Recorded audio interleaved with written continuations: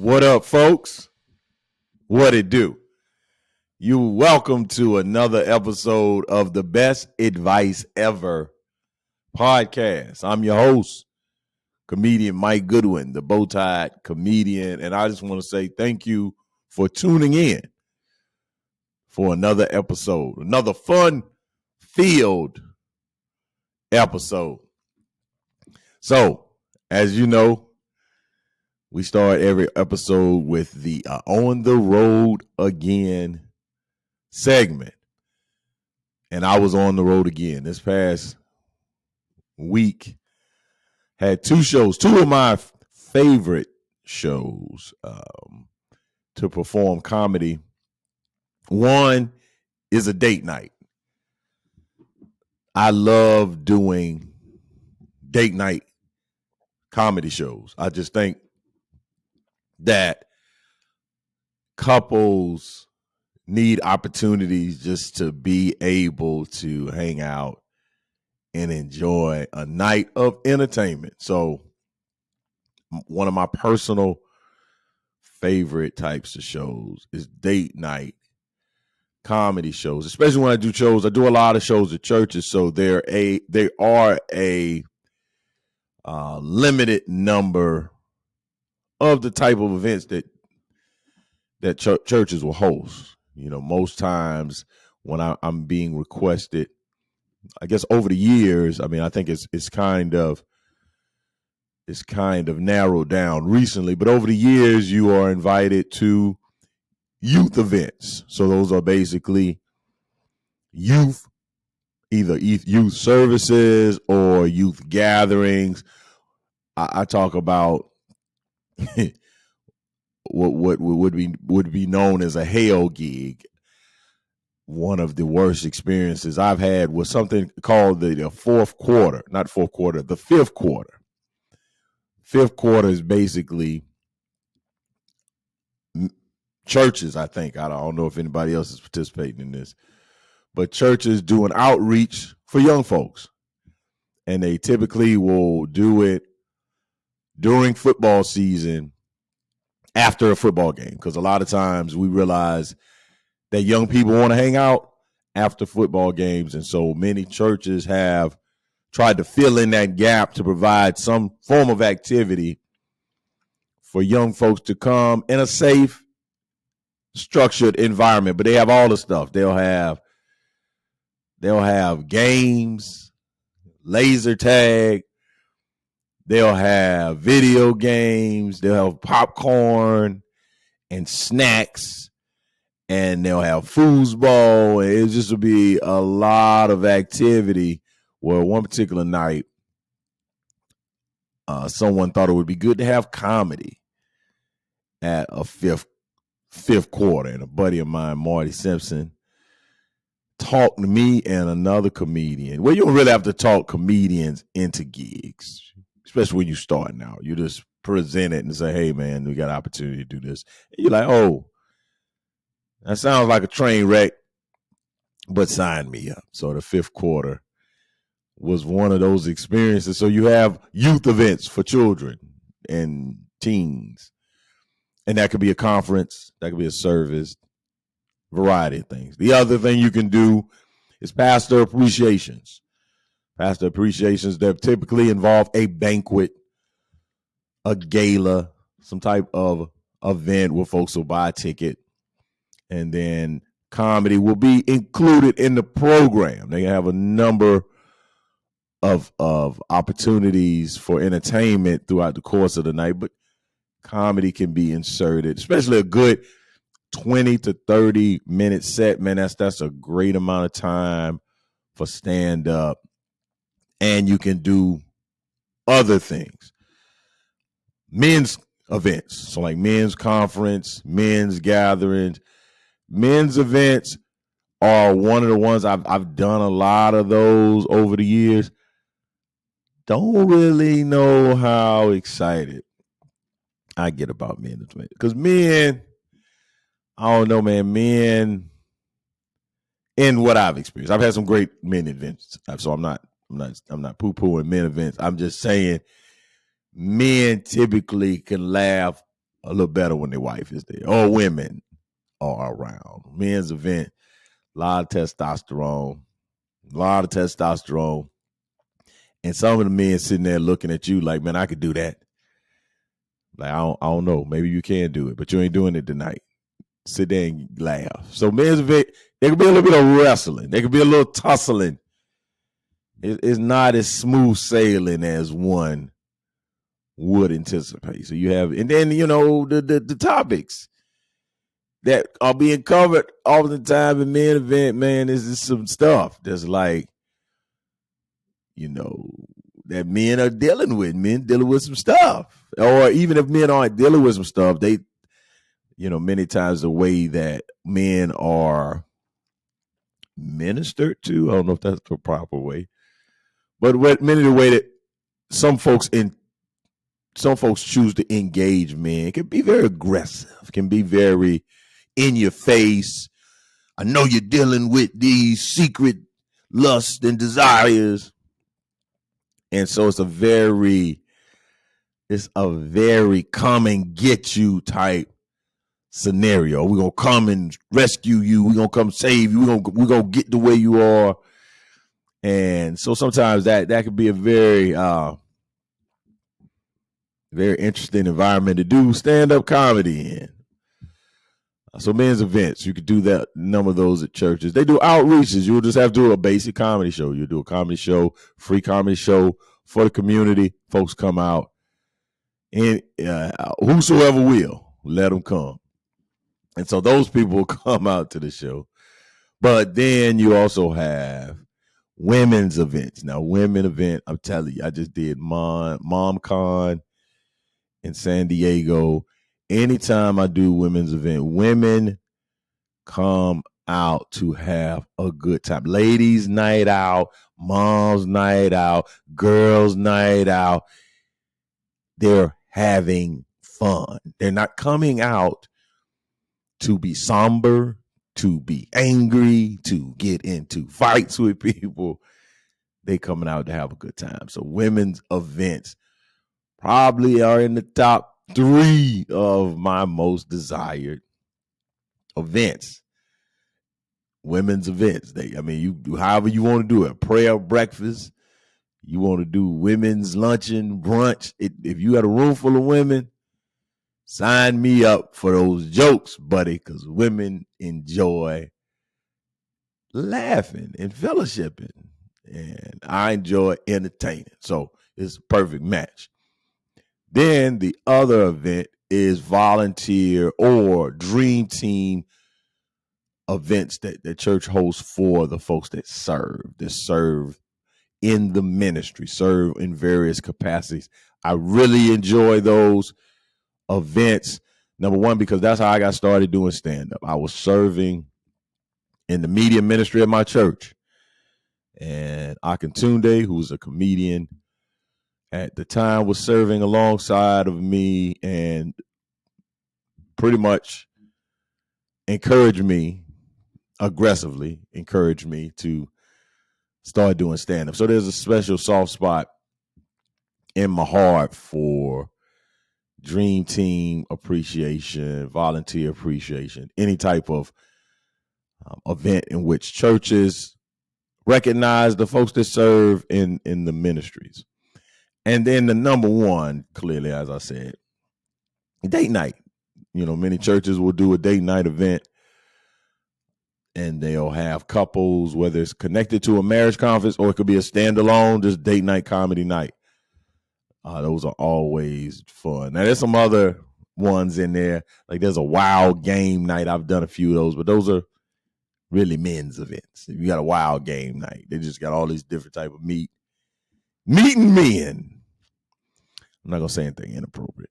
I'm glad I made it through this little piece without saying inappropriate things, especially when I was talking about the women's event. I had at least 4 inappropriate comments. Not even inappropriate, just comments in which they would have been funny, but then I would have had to have a conversation with my wife. I would have had to have a conversation with my buddy, would have called, like, man, you know you ain't had to say it. So I did not release them to their destiny. I left the jokes. I let them die on the vine, but Meeting me in. That's another. So wild game nights. I've done FCA events, but FCA shows up similar to the events I was talking about. There's FCA date night. There may be FCA like just community gathering, which is basically just a comedy show. But I had two of those this week. I had a date night that was in Branson, Missouri. So at Woodland Hills Church, Branson, Missouri. Shout out to my friend, Pastor Ted Pastor Ted Cunningham. He's the pastor and tremendous comedian. Ted is all over the country doing date night comedy shows, and he's phenomenal. Not only does he provide hilarious comedic content, he gives you real practical information on how to best serve your spouse and how to best navigate a marriage, and to give you insights and information on how to make your marriage the best marriage that it can be. So he had me in, and I did a comedy night, date night at their church. And their church is a castle, like a legitimate castle. And I posted the picture on my story. But yeah, just Google Woodland Hills Family Church in Branson, Missouri. You're going to see a castle. There's a straight up castle. And it was at night. So I really didn't get the opportunity to tour the facility. But Bronson, I think I'm saying that correctly. That's a very entertainment type place. I don't know its nicknames, but it's a place where folks. I don't like labels. Y'all have heard me say this time and time again. I'm not the guy to label folks and things, but I think about like they call Myrtle Beach the Redneck Riviera. I'm sure Bronson is somewhere in that family of redneck entertainment. I think that would be a safe thing to say, not knowing Branson. Now, I'm not, only thing I know is like the Ozarks. I watched that on Netflix. Really enjoyed that series. But Branson, yeah, there was a lot of, it's like it's like a conservative Vegas. Yeah, it's like a right-wing Vegas. I think that's a pretty accurate account of what Branson, Missouri, or on a smaller scale. Think about all the Pigeon Fords and the Dolly Worlds, like all into one place, like all of those things that are spread out around the country. Imagine all that just being concentrated in one place, and that's Branson, Missouri. And so I had the opportunity to fly out to Springfield. Springfield is about 40 miles from Branson. And I did the thing I'm not a fan. Maybe I need to start saying it. Yeah, I enjoy it. Because I'm not a fan of renting cars, man. I don't like it. I don't like it. All the cars I get in now smell like weed shop. And I gotta tell the people, hey man, you get the car and you get in and it's like cannabis. It smell all like the air freshener they use is the Sticky Icky, Mary Jane, all the names. That's what it smell like. So then I'm in the car and you're checking out, and I say, hey, you can go ahead and note this on your information, but this smells like marijuana in the car. And then the person was like, well, do you want to switch out? No, I don't want to switch out. I'm in a car. Like, I got it. And I'm actually about to go over those little crazy, don't back up and tear your tires up railways. So I just smell like weed for a day. Like, but I don't know. I don't want to switch out. I have the car. We are together. But so I get the car. And when I was checking out, the guy was like, got two options. I think one was an Edge, and I forgot what the other one was. I didn't have a preference. It was like one's black, one's gray. I was like, give me the black one. Give me the black one. So I get in the car, and like I said, it's like a 40-mile drive from Springfield to Branson. 35 minutes in, lights start flashing all over the over the dashboard. Car starts like jerking. You know, like if I get to a certain speed, it starts shaking pretty violently, and I'm like, this is not good, because all I could think about is, man, I got to get up early in the morning and drive this car back. I don't know how confident I am that this car is going to make it back to Springfield. Like, it made it to Branson, but the way that this stuff was happening, you know, lights flashing, and I think, and it was a very new car. It really, car only had 3,000 miles on it, so it wasn't like it's been around the block. So part of it may be, you know, these new cars have all these sensors, and they tell you when you're not within the lines. I don't know this car. I'm not familiar with this car. It seems like the car's having a tantrum, and I don't want to parent a car that continuously has tantrum. That's not my parent style. My parent style is to corporal punishment. But you can't whoop the car. Can't whoop the car. You can whoop other things, but you can't discipline. You can't discipline the car. You can discipline other things. So I'm concerned. You know, I'm concerned. I get into Branson, this car is giving me the EBGBs. I'm like, man, I don't want to wake up again. I don't wake up in the morning and have issues, because I don't know the Uber situation from Branson to Springfield. I just didn't want those concerns. So I call, I say, hey, I got some issues with this car, roadside service people. Once I got to the hotel, and they said, well, you can switch it out at the local enterprise that's there in Branson. I was like, great. I looked, it was like 6 miles from where I was located. The person sent in the paperwork on the phone. They were like, oh, we can make a switch. Just take it down there. And even if they say they don't have anything, don't worry, because we'll send something from Springfield up. Like, we'll get you something. I was like, great. So the person called me. I went and threw my stuff in the room. I said, hey, I'll come right over. They were like, we want to know when we'll have the paperwork ready. You say, go ahead and get it ready. I'm coming. Just checking in the hotel.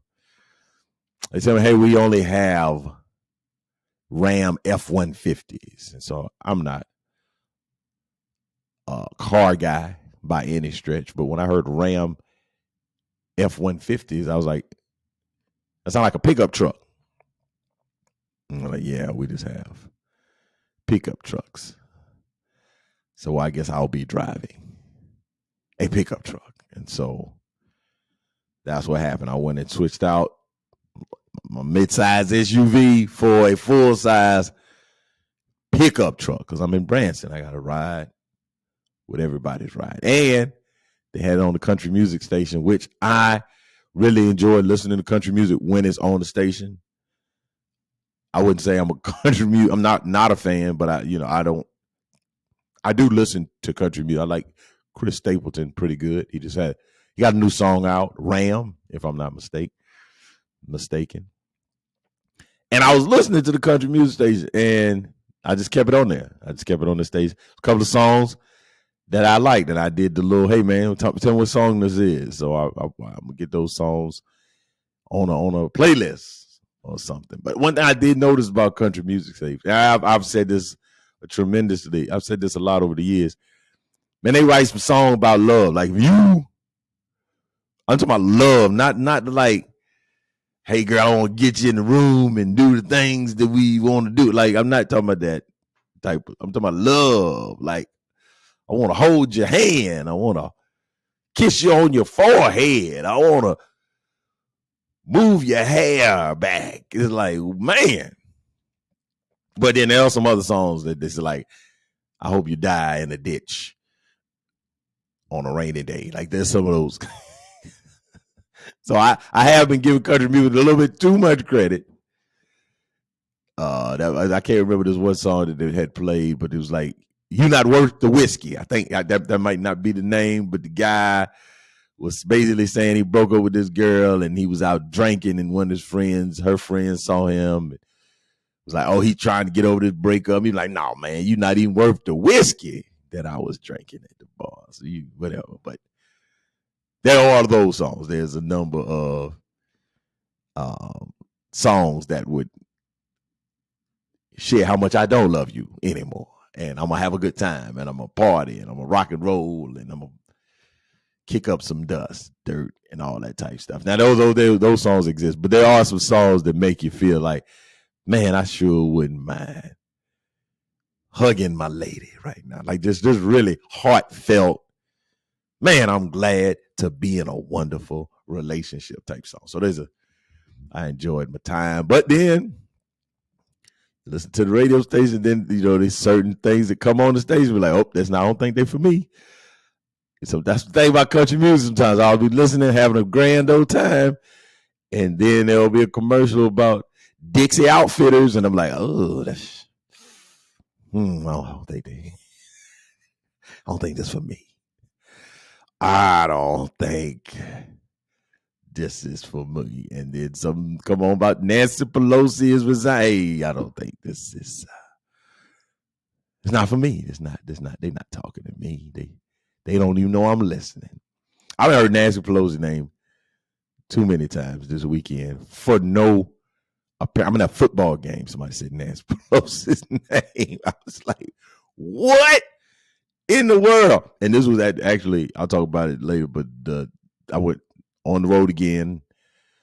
When I came home, I took my son to the South Carolina-Tennessee game. We'll talk about that in a little bit. But yeah, politics in general. I'm talking about right, left, middle. Yeah, I ain't the guy. And I majored in political science, man. And I've had I guess a evolution of my political thought and comfort. But yeah, man,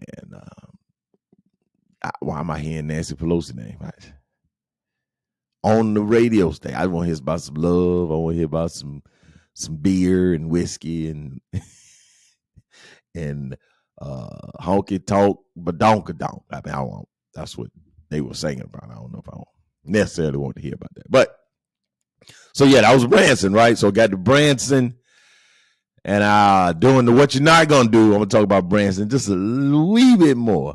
So then that next morning, I had to get up. So they gave me my pickup truck. I went to the date night. We had a great time. It was a great, wonderful night of comedy. I had a great time. They had Pastor Ted did a bit. He had a couple play this game. There was another kind of musical comedy group called the Copes. They were hilarious.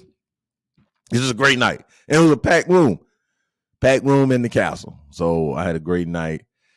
Hustled on back. Now, the issue with Branson is it's a tourist town that closed at 9 p.m. Restaurants, it shuts it down. So I thought I was going to get back to the room, order the room service. Now, room service closed at 8:30. I think I got back to the hotel at like 9:10.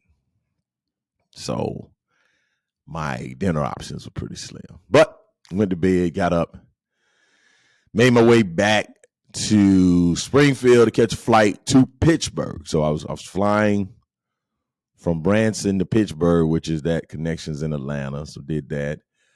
Pittsburgh, I had a volunteer appreciation or dream team comedy night in West Virginia. So now the goal was to fly into Pittsburgh because it's about flights. I fly Delta. I want to fly comfortably. I got a little status.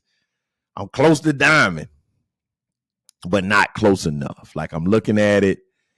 I think I have to the end of December, and I don't know if I'm going to make it, but I just need to probably just book all the flights that I have upcoming. And that's something I'm going to do. I'm just going to go and book all the flights. I've not had Diamond before. I've been Platinum for a while. I feel I want to get up on some of this Diamond activity. So I might just buy a flight just to see if I can sneak over into Diamond. So I try to get on the Delta flights, man. There was a point in my career where I would try to find the cheapest flight. So I would be bouncing around from American to United to Delta, Southwest, just whoever had the best numbers. But I cut that foolishness out a few years ago and say, hey, man, I'm gonna run with the one that got me here. I'm gonna go with the Delta because I enjoy Delta just in general. There's a lot of flights out of Columbia. You typically connect. It's the connection. Is Delta, you either connect in Atlanta, and American, you connect in Charlotte. And I like Atlanta. I like the Atlanta airport. I like the Delta lounges. I don't know much about American lounges. They may have some great lounges in America, but America, I've not had the best experiences. They just kind of felt like they always been nickeling and diming me. They would look at my suitcase side. They had the little measurement thing before you get on the flight. At American, they got the little template that you got to see if your bag fit. I don't like that, man, because my bag fit and it don't fit in the little thing. But I can get on the plane and fit. But you're telling me here it don't fit, so I like that. So I'm going with Delta, man. So I got a little status. So I'm trying to find flights that are comfortable, that I'm not flying in boarding main cabin X. Because if I go to other folks, man, I'm over an American, man. They board me in the last look. Servants, serfs, and commoners. That's what I board over at other airlines. At Delta, I'm in the first. I'm in the VIP at the minimum. I'm in the Sky Priority. And, most times I'll be getting a little first class or Comfort Plus. Comfort Plus is expected, but not in American. So I flew from Branson to Pittsburgh. So I flew into Pittsburgh. Pittsburgh is like 2 hours from where I was supposed to be in West Virginia. Had an event in Clarksburg, West Virginia, Clarksburg/Bridgeport. So flew into Pittsburgh, found myself at the rental car spot, get in the rental car in another cannabis caravan I found myself in. I think I was in a Nissan Rogue, little mid-size SUV. So got in that, was on my way, riding along, whistling Dixie. Well, I wasn't whistling Dixie, but I was riding along. And I kept noticing on the street, on the signs, they were talking about snow squall. Now, I don't know what snow squall is. And then I think I do have a little bit of dyslexic situation going on because I thought it said snow squirrel initially. I thought the thing said snow squirrel. And I was like, I don't know what a snow squirrel is. And I definitely don't know what a snow squall is. Well, for those of you that don't know, snow squall is basically a snow thunderstorm. Like how a rainstorm just appears and it just dumps rain and keeps. That's what a snow squall is. And I had one of those happen. I'm 40 minutes into this ride, 2-hour ride to West Virginia. The bottom falls out and in the bottom of the freezer. Like it's snow. I'm driving in a winter wonderland and it's cold. I'm thinking at that point, it's probably 30 degrees, 29, 30 degrees. So not only is it snowing, stuff's starting to ice. Now, that's the dangerous part in these weather conditions. This is ice. You can deal with snow. But that ice, that's not what you want. Not the ice, baby. I'm not the brothers of A5A. So I don't want the ice. I want the dry. I want the clear. So the bottom falls out, snow everywhere. And I'm at least an hour, 20 minutes out. So I navigate my non-snow driving self into West Virginia. But it's bad in West Virginia. It's like it dropped. I made it to like a clear spot, but it was like there was some snow squall in West Virginia, in Clarksburg. So I get there and so I'm thinking I'm getting there around 4 because by the time I get to Pittsburgh, it's right at 1. you get your rental car and all that. My event's at 6. I get to the hotel after I get something to eat. I go to Panero. I feel like a Viking when I go to Panero Bread because they give you that slab of bread. I'm like, where the ale? You don't give me this big chunk of bread with no ale? I feel like I need some ale and a shield and a mace. I'm talking about maces quite often. But make to the room, it's like 4 o'clock at this point.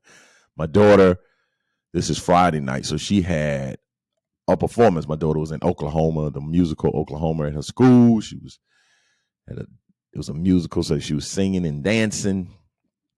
So I get to the hotel, get myself situated, talk to my daughter before her presentation.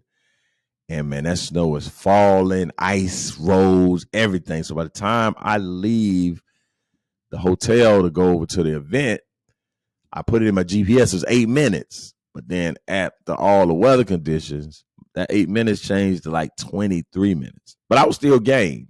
I told the folks, I communicate when I get into town with my point of contact, because that's one thing you got to learn. Sometimes I don't do it as well as a job when I get into town of alleviating the nervousness, because people are like, is he here yet? Where is he at? I hadn't heard from him. So I did a better job I didn't do a good job on Thursday, because they were texting me on Thursday as I was driving to the event. They were like, what's your ETA? What time you expect to be there? It's like, yeah, like 6 minutes, but I can't text you back because if I get off the map, I don't know where I'm going. So I just won't respond. I'm just very quiet right now. So then they won't hear from me. Then they'll contact the folks that work for me, and then they contacted me. So I just need to make sure I let folks know when I get to the hotel, when I'm leaving, what time I'm anticipating being at the event. That's on me sometimes, because I'm just trying to know what jokes I'm going to tell to be funny. I'm not thinking about what time I'm going to get to the venue. But I told her, I said, hey, I'm leaving. It said 8 minutes, but it says 23 minutes. And said, well, so she was like, oh, there's no problem. We're going to start a little late. We getting texts and stuff from people just having some difficulty finding their way in. I said, oh, okay.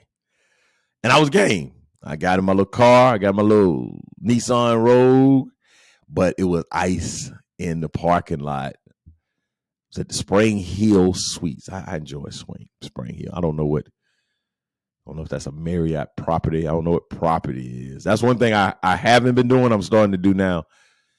I've been doing status on flights. I haven't been doing status in hotels. I'll be everywhere. I'll be everywhere, man. I'll be in the Hampton Inn, Holiday Inn. I'll be in the Staybridge Suites, the Embassy Suites, the DoubleTree. It don't matter. So I'm starting to be a little bit more intentional about that Marriott Bonvoy. I think I like those Marriott Bonvoy properties, but I do like some of the Holiday Inn. I like that Hotel Indigo. I like that. There's a couple of hotels. The Westin. I like the Westin. I don't know what property they involved with, but so there's certain places that I just want to get close to the venue. I don't really have a lot of preference in that regard, but I'm now starting to be more mindful. Even what's the thing? The Hilton Garden Suites. The Hilton Garden Inn Suites. I enjoy. And one of the things I've been doing is letting other folks book rooms, and they getting the points. I'm like, no, let me get my points. Let me take my points. And then I got to put your last name in to get on the internet. I don't know your last name. I need my last name. Know the people's last name, but I digress.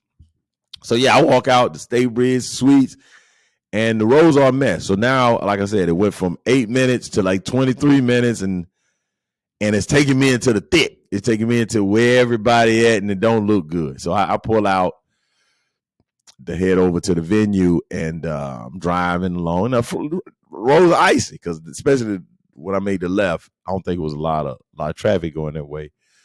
I noticed up the road, it's a car kind of stopped in the middle of the road. So I stopped and let them do whatever they did. So they must have hit a little ice patch, because they were kind of slipping and slide. So they made a little turnaround. I said, oh, man, I'm a soldier through. And I hit that same little ice spot in my car. So I got my foot on the brake, but it's still moving. It's still doing a little electric slide. And I said, you know what? yeah, I don't think I'm gonna do this. No, player, I'm gonna take this on and park this. I'm park this. They're gonna have to send somebody over here to get me. Cause I won't, yeah. I felt no confidence when my tire and I had my foot on the brake and my car was still moving. I said, nah, bro, we gonna go park this playboy. So I went, did a little slippy slide, 3-point turn. Then I kind of went by the hotel, so I had to go and turn around and did another little slippy slide. I said, yeah, we about to park this. And so I called him back, said, hey, I would probably feel a little more comfortable if you send somebody over. I don't have the wherewithal to be in a place to navigate this ice and get up and tell jokes. So I just I'll leave the joke telling part to me and y'all take care of the driving. So they sent a guy, Pastor Josiah came over. He from the area. He had no issues getting us to where we need to be. Plus, the roads that he chose were clear. I didn't know those roads. The GPS was taking me to the unclear roads, the very icy roads. So he came, picked me up, and got back to the venue, had a great night. Great night. But I was a little concerned about the get back because I still had to get back to Pittsburgh, and I knew it was going to be a little icy getting out of the hotel. So I decided to get up a little bit earlier than normal to this because it was a 2-hour drive. I think my flight boarded at like 6:20. So I said, man, I'm going to get up at 2:30. Hopefully be on the road at 3, give myself 2 hours. Now, here's the other issue I have with travel. For whatever reason, I don't know if this is a conspiracy, there's something happening with the government and the airlines, but it's very seldom that you find an airport close to a gas station. The gas stations are always nestled somewhere. It's not evident. Like if I'm driving to church, I'm going to pass 4 or 5 gas stations without a problem. Not when I drive to airports. If I drive to airports, now Columbia is a little bit different because when you get off on the exit, there is gas stations right there on that first stretch. Now, once you turn off into quote unquote Airport Boulevard, there's no more gas stations. But at least coming off the interstate, going to the airport, you gonna pass gas station. That's not the norm. Like I just really get frustrated because I'm just like, oh, I'm driving to the airport. By virtue of driving to the airport, I feel like I should drive by a gas station. It's like, no, you are not. You're not going to drive. And it's not just gas stations. There's nothing. Like a lot of these places, you're not going to pass a restaurant, a fast food joint. It's just Airport Boulevard. And so no hotel. Like it's just wow. So I knew I had to like get off on a little beaten path and find a gas station, which I did in a little sketch part because it wasn't no lights on. Like most times there's like 24-hour gas stations. This place, the gas stations will work, the pumps were working, but it was, man, I'm always, my head's on a swivel, but that would have been one of the moments if 4 or 5 guys just pulled up on me. Hey, man, which I won't. What you want? I got to give it to you because I'm compromised. So I had to get back on the road and make that trek back into Pittsburgh, which worked out really well. No issues, no concerns. Made it back to Pittsburgh, got on the flight, Pittsburgh to Atlanta, Atlanta to Columbia, South Carolina. So I made it back in Saturday morning, around 10 maybe, and went to get my butt in the bed because I had to take my son to the Tennessee, South Carolina game. That's why my voice may seem like it's taking a little hit because I kept yelling. It's another Carolina first down. That's boy. If you at a game, I'm a fan. Like I'm a South Carolina fan through and through. I don't talk about it. I don't bother people. I'm in my own little fandom. I don't text people. I don't post stuff on social media about other people's teams. I've been that guy. I've been through the aggravating friend. Your team lose, I'm gonna call you. I'm gonna text you. I don't do that. I mind my business over here with my fandom, my sports team. I go to the games when I can. I support however I do. I listen to the post game interview, all the stuff. I'm actively fanning. I'm an active fan. I'm a participant. I don't listen to talk sports radio like I used to. I had to get out of there with the crazies. But I think I have a pretty healthy allegiance to my sports teams, even if they're bad, even when they're bad.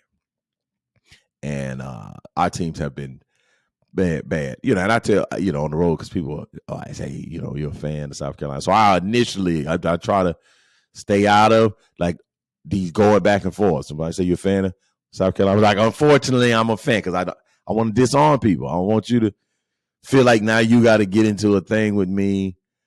I do the self-deprecating fan stuff. I'm like, my life's so good. I got to have something in it that's not working well. Like, I don't want the discussion. Now, if you want to just have a regular conversation about your team in sports, that's fine. But yeah, man, my allegiance and that's why I always wonder, like, do people think you gonna turn me? You say this about my team, you say that about my team, and I'm like, you right. I'm gonna put it in the application to become a fan of the team that you like. Like, yeah, man, I'm a fan. I'm a fan beyond sports. The University of South Carolina was my dream school once I started reorientating myself to school. I wish I would have known in high school because I was a trash student.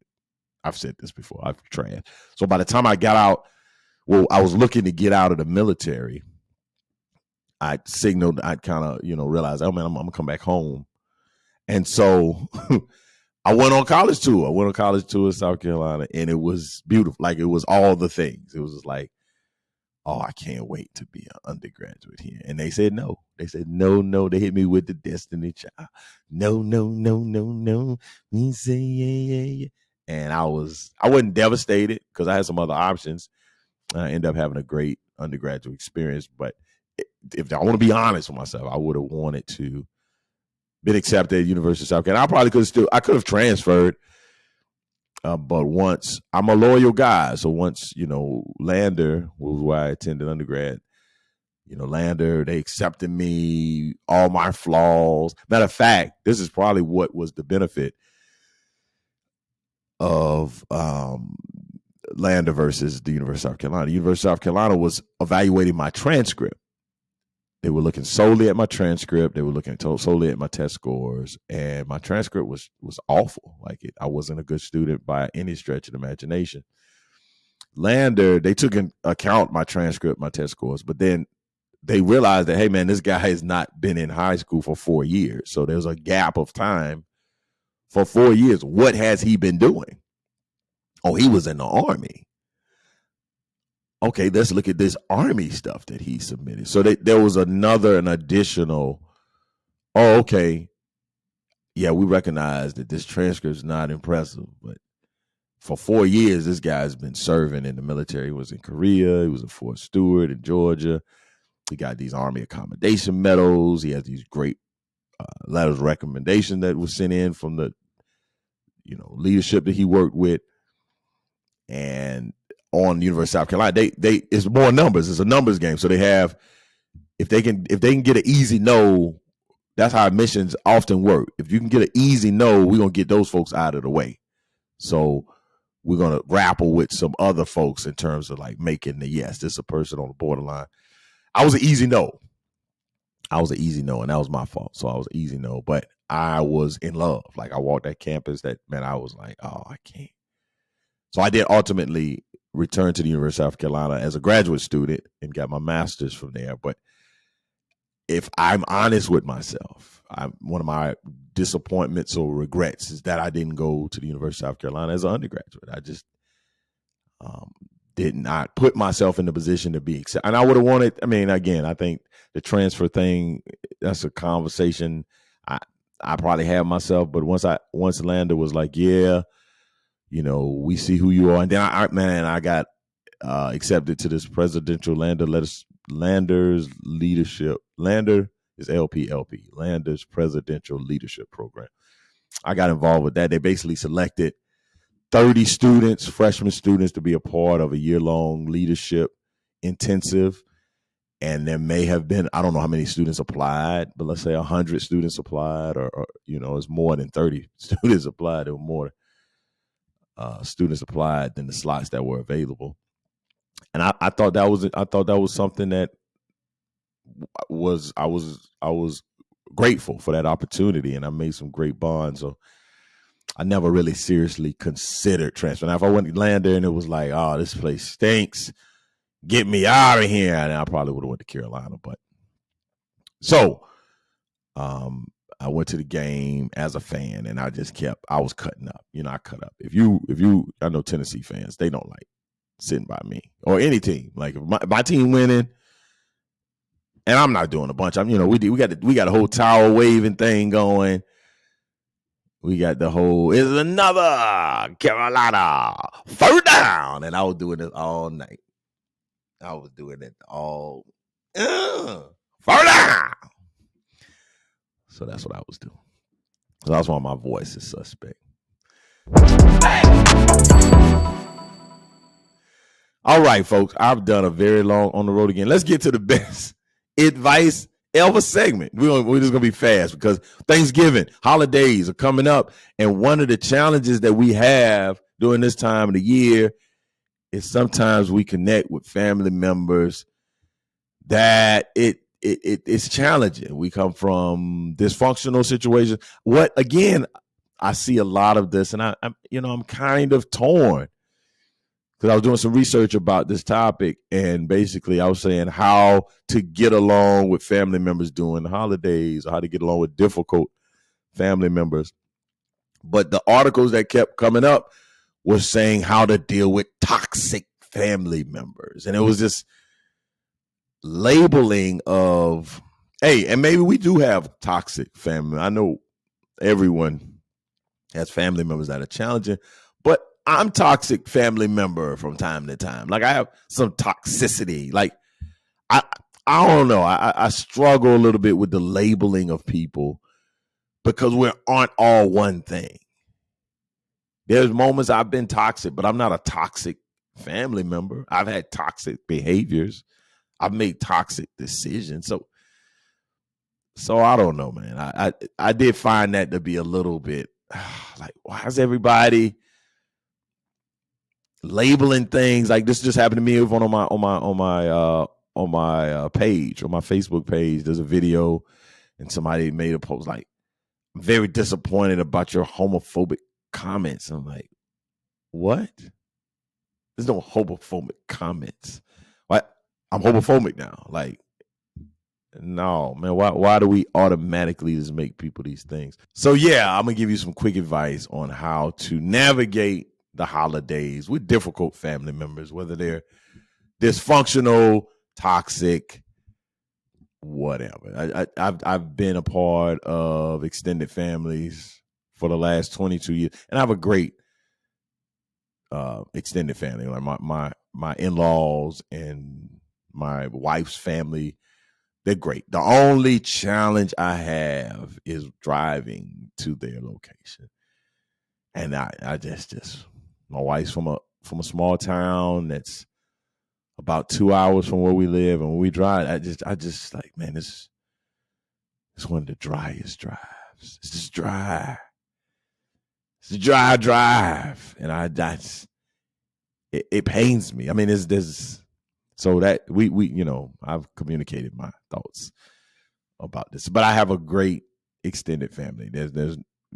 I'm probably the toxic person. I'm the person that came into this scenario that like, hey, they need to manage me because they very loving, good folks, just good, salt of the earth folks. And so these quick, I normally say the best advice ever, but I'm gonna give you three tips that hopefully will help you navigate the holiday season a little better.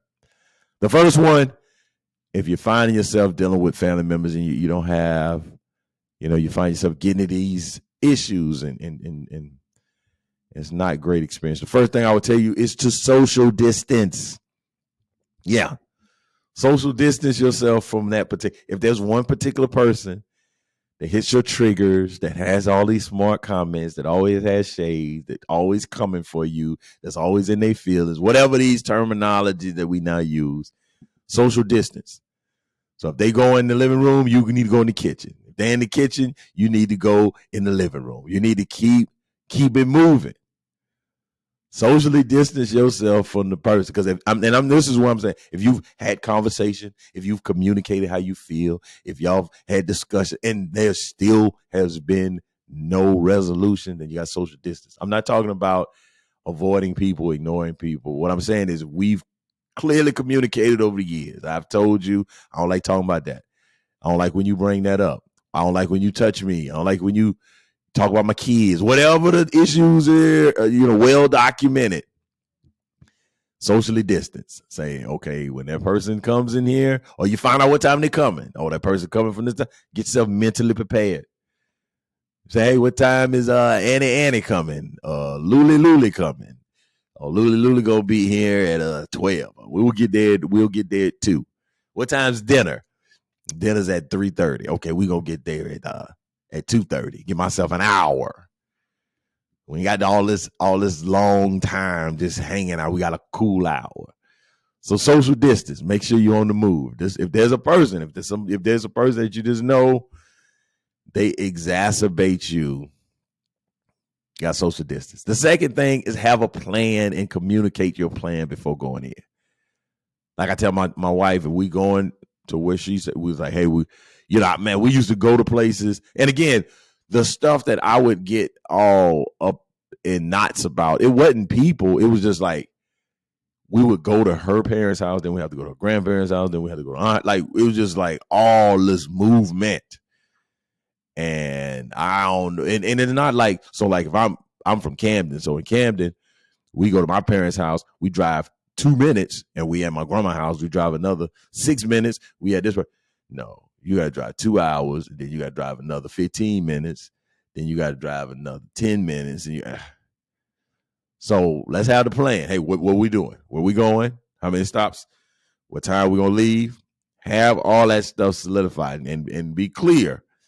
Like, all right, we're going to get there at 7 that morning, and we're going to leave at 3:30 that night or that evening. Or we're going to stay the night, and we're going to leave the next day at lunch. Like, so be clear to communicate your expectations and what you're thinking. Sometimes in relationships especially, you can have a plan, but you have not shared your plan. So not only have you created a plan, but please communicate your plan. So that's the second tip. Create and communicate. C&C, create and communicate. And even to the smallest detail, the most minute piece of information. And then the last one I would say, and this one you probably don't want to hear, because this is a little old school right here. This is a little old school. This is the number 3, how to navigate through difficult family members. Grin and bear it. Just grin and bear it. I've been thinking a lot about, where I am in my life and family members. And the honest truth of many things, I've had therapy. I've been involved in some high level mindset training and conferences and coaching and mentoring. And I just have some more information that some other folks don't have. And they may not know that to say that is disrespectful or it hurtful, or just these folks are doing the best that they can do. And yeah, maybe they could be a little bit more empathetic and loving and a little bit more jovial. But life then dealt them a rough hand, and things haven't been going their way. And they may not even be angry with you. They're angry with their self when they see you, because they say, man, we came from the same place. We did the same stuff, and you doing so well. So in some of those instances, just grin and bear it, man. This will last 2 hours. It'll last a day.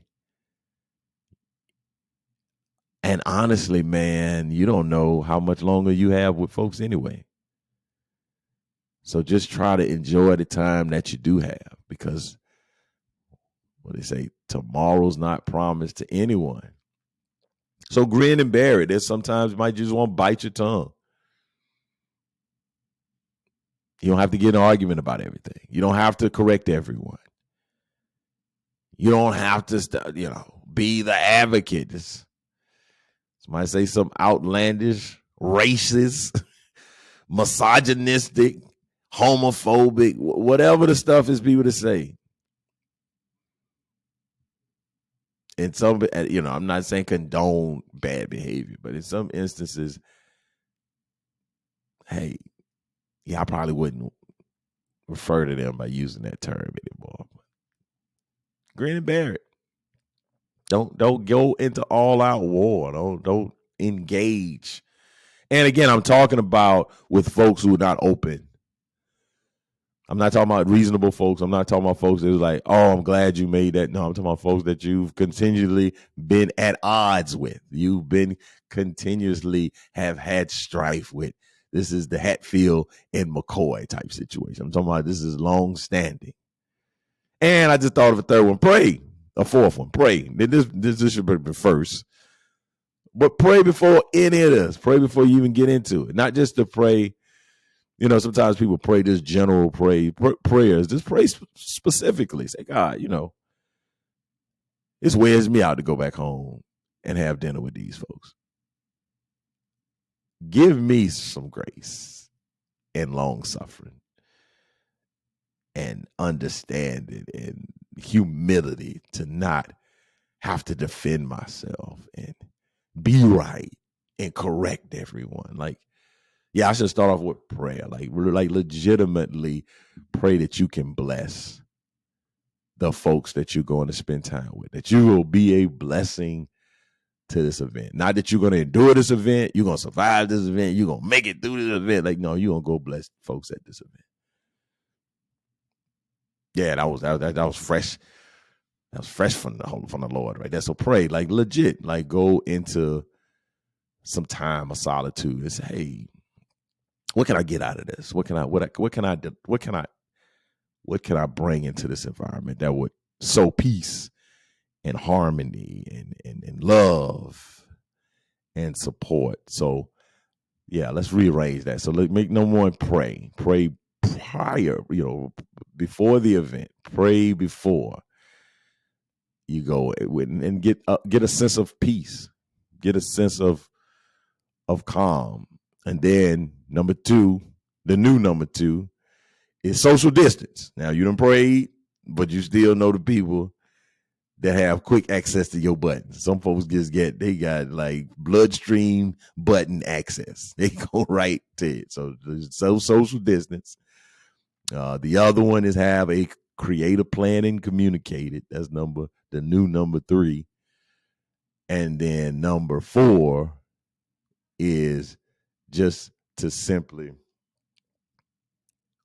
grin and bear it. Just get a little tougher skin. Let it roll off your back like water off a duck's back or whatever the expression is. But give a little bit extended grace. Just let people be who they are. Everybody hadn't had the tools and the information and the experience and the enlightenment that you've had. So hopefully these will help you navigate through your upcoming holiday season. Also, I want to make a note. I wrote recently about this in a email that some folks are having a hard time during the holidays. So keep that in mind. Everybody's not dashing through the snow on a one-horse open sled. There's some folks that's really hurting. So at least have that in the back of your mind. And this may be a difficult time for the person that you're interacting with. All right. So it's time to wrap up. Also, please send in your questions to Ask the Bowtie. You can send those to info@comedianmikegoodwin.com. But before I roll out, we got to do the what you're not going to do segment. Got a couple, keeping it brief. Number one, like I made mention to the Branson experience, the trip where I came down that morning at 3 a.m.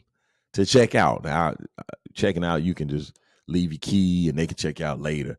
But I needed to get my car from valet. That was the issue. I got down there was nobody behind the desk. There was a sign that said, "Hey, we'll return shortly. Sorry for the inconvenience. Thank you for your patience." I'm like, what you're not gonna do is throw off my timeline, man. Look, I gotta be back to catch this flight. And man, similar to when that girl recently tried to pick me up on Uber and kept riding in circles. I'm sitting there. I mean, I sat about 10 minutes, and then I started pushing buttons to like the snack room, and I started trying to figure out, okay. So then I end up calling the front desk because it was a convention center, so there was another part of the hotel. So I called that hotel, and they were like, "Oh, no one's there." No, so she's like, "I'll call," and then she called on walkie-talkie, but the walkie-talkie was right there at the front desk. It's like, so this woman shows up probably like 15 minutes later, basically like, "Oh, I went to change the tape," and ma'am, what you're not gonna do is have my whole travel situation thrown off. That's what you're not gonna do. Another thing that was real wild. So I went to the South Carolina Tennessee game, and so we're leaving, and there were some guys that pulled up beside us, and they pulled down the window. Was like, "Hey man," I pulled out my window. Was like, "Why you ain't got nobody in the car riding with you? That's a nice car." I'm like, "What? My son's in the back seat, man. Hey, what you not gonna do is sitting here this bumper to bumper traffic with this dumb question." I'm like, "What? Yeah, it's a nice car, man. You have somebody in there with you." Hey, man. And I don't think these people are drunk. I just think that this is what folks are concerned with. Other people's business, man. Thank y'all so much for checking in on another episode of the Best Advice Ever podcast. I'm your boy, Mike Goodwin. Please check me out on my social media accounts. You can find me at Bowtie Comedy on Instagram and Twitter. On Facebook, comedian Mike Goodwin. You can go to my website at MikeGoodwin.com. Also, please rate, subscribe, forward this to other folks, and let them know how much of a good time we're having over here on this podcast. Thank y'all so much for tuning in. Peace.